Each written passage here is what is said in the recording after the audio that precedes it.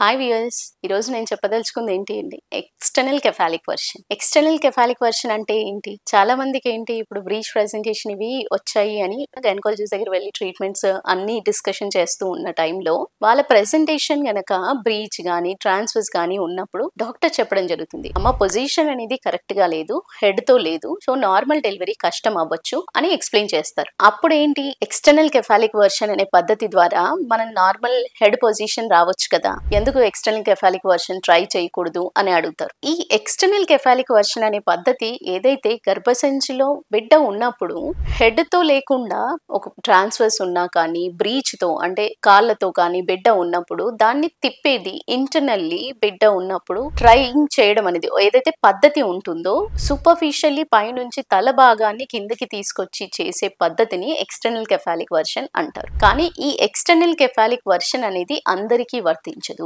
External కెఫాలిక్ version ఎప్పుడైతే బిడ్డ తల చుట్టూతా అంటే మెడ చుట్టూతా కార్డ్స్ ఉన్నప్పుడు సాధ్యమవ్వదు, ఉమ్మనీరు ఒకవేళ తక్కువగా ఉన్నప్పుడు సాధ్యపడదు, అట్ ద సేమ్ టైం గర్భసంచిలో ఏవైనా గడ్డలు కానీ ఉన్నప్పుడు కూడా షేప్ ఆఫ్ ది గర్భసంచి అనేది కూడా అబ్నార్మల్ గా ఉన్నప్పుడు కూడా ఈ ఎక్స్టర్నల్ కెఫాలిక్ వర్షన్ అనే పద్ధతి ద్వారా పొజిషన్ అనేది ప్రెజెంటేషన్ అనేది మార్చే అవకాశాలు ఉండవు.